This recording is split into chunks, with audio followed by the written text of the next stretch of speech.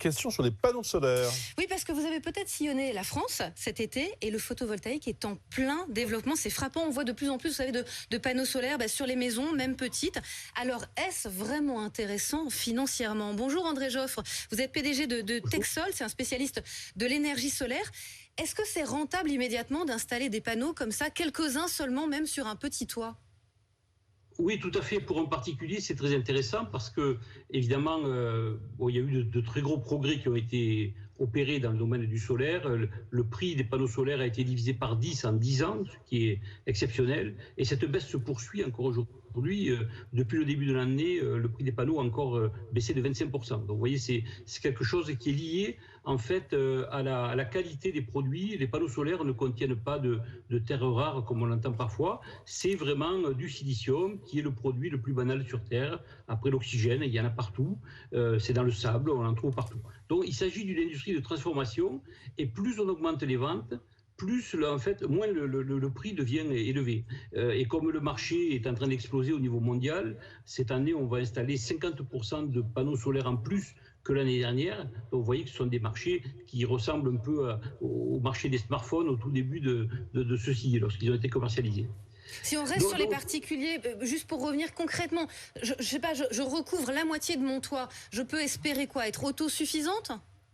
Alors voilà, l'idée c'est de mettre environ 20 mètres carrés, autour de 20 mètres carrés sur le toit d'une maison. Ça représente 3 kilowatts, ça coûte 8-9 000 euros à peu près.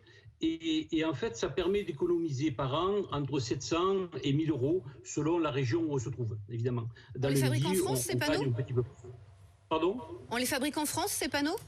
Alors, on en fabrique en France, oui, il y a des fabricants, en Alsace en particulier, et puis en Bretagne également, mais il y a aussi deux gros projets, on appelle ça des gigafactories, qui sont en projet, un en Moselle et une deuxième à Fos-sur-Mer, près de Marseille. Donc on a parlé des maisons.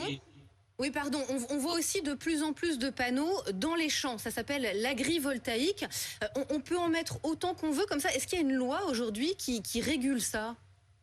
Oui, bien sûr. Alors, on ne peut pas les mettre... Ce que vous voyez dans les champs, souvent, ce sont des délaissés, des anciens terrains qui sont inaptes à toute autre activité, des anciens champs industriels, des choses comme ça.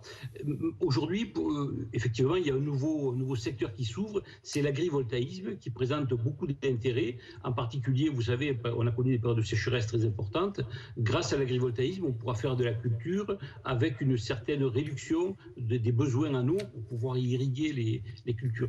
Donc ça, c'est important, mais c'est assez réglementé. La loi, il y a une loi qui a été votée il n'y a pas très longtemps au Parlement qui définit un petit peu ce qu'est l'agrivoltaïsme. Elle doit être précisée encore par des textes réglementaires. Et donc, c'est très encadré, évidemment, et c'est quelque chose qui fait l'objet de négociations entre les professionnels du solaire et puis, bien entendu, le monde agricole qui est le principal intéressé par cette affaire. Oui, parce qu'il y a pas mal d'associations qui se mobilisent. Alors évidemment, sans parler que du paysage qui peut être gâché, est-ce qu'il y a des risques? L'idée, c'est pas que les agriculteurs deviennent forcément des fournisseurs d'énergie. Est-ce que ça peut être nocif aussi, ces panneaux? Ah non, de point de vue nocivité, il n'y en a absolument pas. Mais par contre, si vous voulez, le fait que les agriculteurs deviennent des producteurs d'énergie, c'est quelque chose à ne pas exclure. Vous voyez, les Pays-Bas, par exemple, c'est bien le cas. Ils avaient du gaz. Ce gaz, il a été utilisé pour produire de l'électricité avec des centrales de cogénération. Et ça permettait également de chauffer les serres gratuitement, puisque le gaz était payé par l'électricité qui était vendue, et puis le chauffage était gratuit. Donc, ce genre de démarche, je pense qu'il faut au contraire que les agriculteurs s'approprient l'énergie solaire, que ça devienne véritablement une de leurs activités, et ils peuvent le faire naturellement en partenariat avec les industriels du secteur. Le but, c'est qu'on puisse... Vous voyez, moi je suis dans la région de Perpignan, nous avons plus de 20 000 hectares de friches agricoles, parce que les gens n'arrivent plus à vivre de leur métier. Eh bien, peut-être que grâce au solaire, on pourra réimplanter ici du pâturage, à tel endroit, des légumes, de la culture des légumes, parce que si les légumes ne sont pas rentables en termes économiques, les légumes plus solaires permettent de pouvoir équilibrer une activité économique. Merci beaucoup, c'est passionnant. On n'a plus de temps, mais merci beaucoup en tout cas pour vos explications.